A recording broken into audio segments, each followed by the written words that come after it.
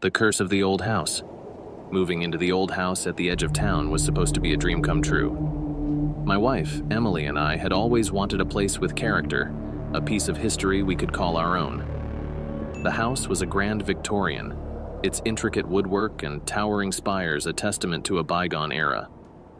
We were enamored with its charm, but as we would soon discover, it came with a curse. From the moment we set foot inside, something felt off.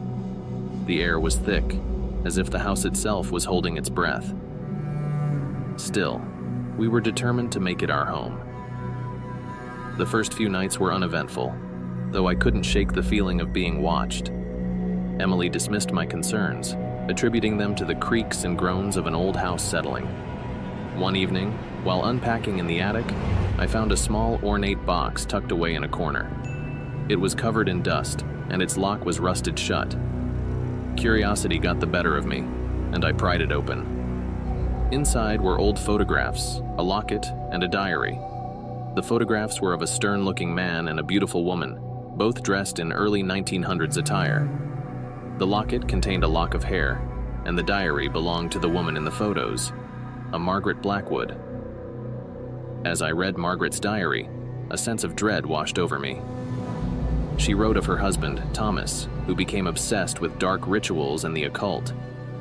He believed the house held a portal to the spirit world and conducted horrific experiments in the basement. Margaret's final entries were desperate and fearful.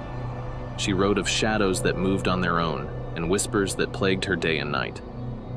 That night, I had my first nightmare.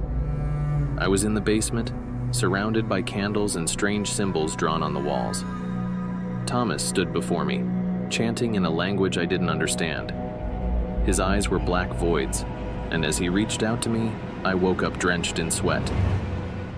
Emily was beside me, her face pale. She had had the same dream. The days that followed were filled with strange occurrences. Doors would slam shut on their own, and we would hear footsteps in empty rooms. Emily found scratches on the walls, deep and jagged, as if made by claws. We tried to ignore it, but the fear was growing. One evening, while researching the house's history, I discovered that every family who had lived there had either gone mad or disappeared without a trace. The townspeople believed the house was cursed, its darkness stemming from Thomas Blackwood's malevolent practices. Determined to put an end to it, Emily and I decided to confront whatever was haunting us. Armed with Margaret's diary and a sense of desperation, we descended into the basement. The air was cold and heavy, and the flickering light from our candles cast eerie shadows on the walls. Just as in my dream, strange symbols were drawn on the floor, and I felt a presence watching us. We began to recite a cleansing ritual I had found in the diary, hoping to banish the evil that lingered. As we spoke, the temperature dropped further, and the shadows seemed to close in around us. Suddenly, the candles went out, plunging us into darkness. The whispers grew louder, a cacophony of voices filled with anger and sorrow.